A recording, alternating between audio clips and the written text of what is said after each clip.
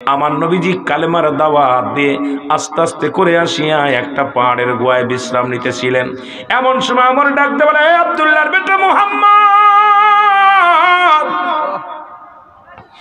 আমার নবীকে গালি দিতে লাগলেন। আমার নবীর মা বোন তুলিয়া গালি দিতে লাগলেন। ওদিকে জিবরিল আমিন এসে বলে, ইয়া রাসূলুল্লাহ, ইয়া হাবিবাল্লাহ, আমরের কুত্তা, 5টা কুত্তা এসেছে ইয়া রাসূলুল্লাহ, ইয়া হাবিবাল্লাহ। ওই আবু জেহেলের 5টা গোলাম আমর আসছে, আপনাকে গালি দিবে, খবরদার আপনি কোনো আওয়াজ করবেন না, আপনি কোনো শব্দ করবেন না, আপনি ধ্যানে আসেন, আমার মাওলার ধ্যানে থাকেন, বাকিটা আমার আল্লাহ করবে। জোরে জোরে বলেন মারহাবা। গালি দিয়ে চলে গেলেন। চলে যাওয়ার পর নবীজি পাহাড় থেকে উঠে, এই পাহাড়ের দায়িত্ব আছে হযরত ইলিয়াস আলাইহিস সালাম। নাম কি? হযরত ইলিয়াস আলাইহিস সালাম পাহাড়ের দায়িত্ব আছেন। আপনাদের এলাকা অসংখ্য পাহাড়, এই পাহাড়ের দায়িত্ব আছে হযরত ইলিয়াস আলাইহিস সালাম, যাকে আল্লাহ দায়িত্ব দিয়েছে কিয়ামত পর্যন্ত পৃথিবীর মধ্যে যত পাহাড়গুলো আছে, এই পাহাড়গুলো দেখাশোনার দায়িত্ব, চলাফেরার দায়িত্ব আমার আল্লাহ তাআলা হযরত ইলিয়াস আলাইহিস সালামকে দিয়েছেন। জোরে বলেন মারহাবা। এই পাহাড়ে থেকে উঠে আসলেন নবীজি। আমার নবী চোখের পানি ছেড়ে কাঁদেন।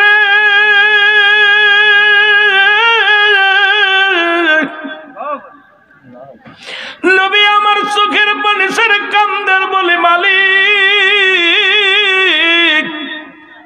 জীবনে কোনদিন আমার বাবারে আমি শরীয়তের চোখ দিয়া দেখি নাই। আল্লাহ তো নিজেই বলে, আলম ইয়াজিদকা ইয়াতীমান আল্লাহু আকবার। আল্লাহ বলেন, হাবিব, আমি তোমার এতিম বানাইলাম। নবী আমার এমন এতিম, নবীর মায়ের গর্ভে যখন 6 মাস, বাবা ছিল বিদায়। নবীর বয়স যখন 6 বছর হলেন, মা জননী বিদায় হয়ে গেলেন। 6 বছর 6 মাস নবীর দাদা আব্দুল মুত্তালিব বিদায় হয়ে গেলেন। আমার নবীজি যে ডালটা ধরে সেই ডালটা ভেঙে যায়। আমার নবী কান্দে, আমার আল্লাহ ডাক দে, কয়, হাবিব, আপনারে তো আমি এতিম বানাইলাম, আপনাকে তো আমি অসহায় বানাইলাম, আবার তামাম পৃথিবীর মধ্যে আপনাকে আমি রহমতের পেয়ালা দান করলাম। ওমা আরসালনাকা ইল্লা রাহমাতাল লিল আলামিন। আর একটু জোরে বলা যাবে না? নবী বাদশার বাদশা। নবী কেমন বাদশা ছিলেন? অনেক বেঈমানেরা কয় নবী সিরা কাপড় গায়ে দিছে, নবী 70 তালি কাপড় গায়ে দিছে। এ উলামা ইকরাম শোন, হ্যাঁ গায়ে দিছে। নবীজি মাটিও কাটছে, মাটিও টানছে, নবী বকরি চড়াইছে, কিন্তু নবীজি আমার বাদশার বাদশা ছিলেন। আমার নবীজি যে জামাটা গায়ে দিতেন তৎকালীন জামানায় 42,000 দিরহাম, যা পৃথিবীর মধ্যে কোনো রাজা বাদশা এত দামি কাপড় গায়ে দিতে পারে নাই। সুতরাং আমরা সুন্নিরা, আমার নবীর মাথা উঁচু হয়, আমার ইসলামকে যখন বড় করা হয় সুন্নিরা মজা পায়। আর যখনই বলি নবী 70 তালি গায়ে দিছে, তখন ওহাবিরা খুশি হয়। জোরে বলেন ঠিক কি না? খেয়াল রাখা লাগবে, রাসূলুল্লাহ যে কাপড়টা গায়ে দিছে 42,000 দিরহাম তৎকালীন জামানায় দাম ছিল, যা পৃথিবীর মধ্যে আজ পর্যন্ত কোন রাজা বাদশা পড়তে পারে নাই। আমার নবী কি গরিব ছিল না বাদশা ছিল? যারা বলেন কি ছিল? আলাদ বুঝতে হবে। আমার নবী 70 তালি কাফিও গায়ে দিয়েছে। কারণ এই ওয়াজ আমাদের বুঝতে হবে, নবীজি এটা বুঝাইছে আমার উম্মাত যদি গরিব হয় যেন দুঃখ না পায়, সেজন্য মনে কষ্ট না পায়, যে সে মনে মনে বলতে পারে আমার নবীও তো সিরা কাপড় গায়ে দিছে। এই জন্য আমার নবী খানা, যিনি বা রাজা ছিলেন, প্রধানমন্ত্রী ছিলেন, আমার নবী তো না খেয়েও পেটে পাথর বাঁধছে, নবী খুরমা খেয়েছে।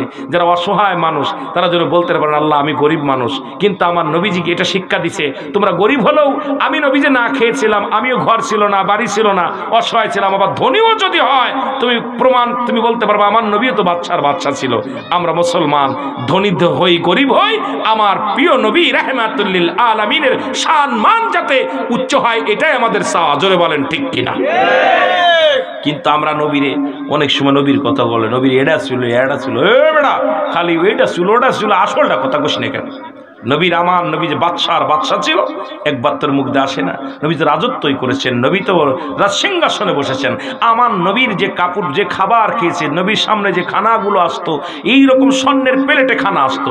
আরে বেঈমানের দলেরা কই নবীর খানা পাইনি, নবী পিঠে পেটে পাথর বাঁধছে, কিন্তু আমার নবী যে স্বর্ণের প্লেট পর্যন্ত ছিল, পানির পেয়ালা স্বর্ণের ছিল, নবীজির কি মুবারক দস্তারখানা মুবারক অনেকটা ছিল, যার মধ্যে চাকচিকে করতো পৃথিবীর সবচেয়ে রাজার রাজা বাদশার বাদশা হলো রাহমাতুল লিল আলামিন। জোরে বলেন ঠিক কিনা?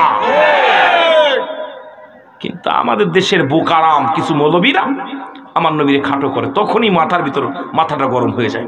কেন? আমার নবী তো খালি গরিব ছিল না, বাদশা ছিল, সবই বলতে হবে। অতীত বর্তমান ভবিষ্যৎ তিনটা হালাত। জোরে বলেন ঠিক কিনা? অতীত বর্তমান ভবিষ্যৎ। কি ছিল অতীতে সেটা চিনতে, বর্তমানে কি আছে আর ভবিষ্যতে কি হবে। আহা, যার হুকুম ছাড়া সমস্ত নবীদের নবী, যিনি কুল কায়নাতের নবী, তাকে যখন ছোট করে কথা বলে আমার মৌলবীরা সুন্নিরা ওহাবিদের মতো কায়দায় কথা বলে, তখনই মনের ভিতর আঘাত লাগে যে কার বিরুদ্ধে কথা বলিস, কার বিরুদ্ধে কথা বলিস, কোথায় হাত লাগাস, সাবধান। জোরে বলেন ঠিক কিনা? নবী বলেন হায়াতি খায়রুল লাকুম মামায়াতি খায়রুল লাকুম। নবী বলে উম্মতিরা রে, এই পৃথিবীর মধ্যে আমি নবী আগমন করলাম আমার উম্মতের কল্যাণের জন্য। জোরে বলেন মারহাবা। কত সুন্দর কথাগুলো নবীজি বলতেছেন। নবী বলেন আমার উম্মতিরা শুনে নাও, আমি নবী তোমাদের সঙ্গে চলাফেরা করেছি, কথাবার্তা বলেছি।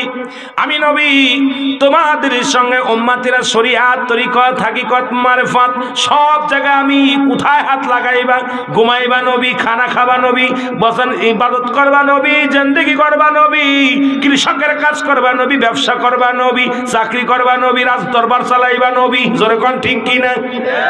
এ মুসলমান, ঘর সংসার করবা নবী, ছেলে মেয়ে লালন পালন করবা নবী। সুবহানাল্লাহ বলেন না? কোথায় বাদ দিবা নবী রে? আমার নবী কয় হায়াতি খায়রুল লাকুম, আমার হায়াতের জিন্দেগিটাই হলো আমার উম্মতের কল্যাণের জন্য।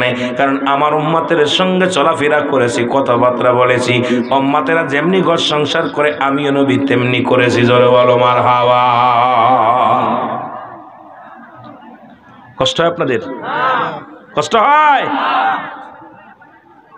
আমার ভাইয়েরা, আমার বন্ধুরা, এবার আবার নবী কয়, কোন বেঈমানেরা কয় নবী মরে গেছে, ভালো করে শোন।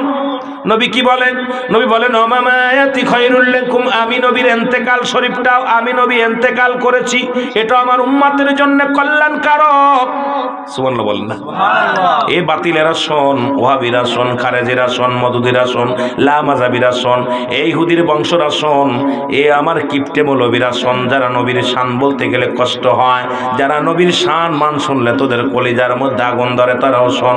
কারণ আমার নবী কি কয়? নবী কয় উম্মতিরা রে, আমি নবী দুনিয়া থেকে বিদায় নিছি, এটা আমার উম্মতের জন্য কল্যাণকারক। কারণ এই পৃথিবীর মধ্যে কোন উম্মত যদি ভালো কর্ম করে আমি নবী তার জন্য প্রশংসা করি, আবার কোন উম্মত যদি গুনাহের কাজ করে আমি নবীর সঙ্গে সঙ্গে আমার উম্মতের জন্য আমি কি করি? আল্লাহর দরবারে ইস্তেগফার করি, আমার আল্লাহর কাছে ক্ষমা চাই, আমার উম্মতের জন্য ক্ষমা চাই।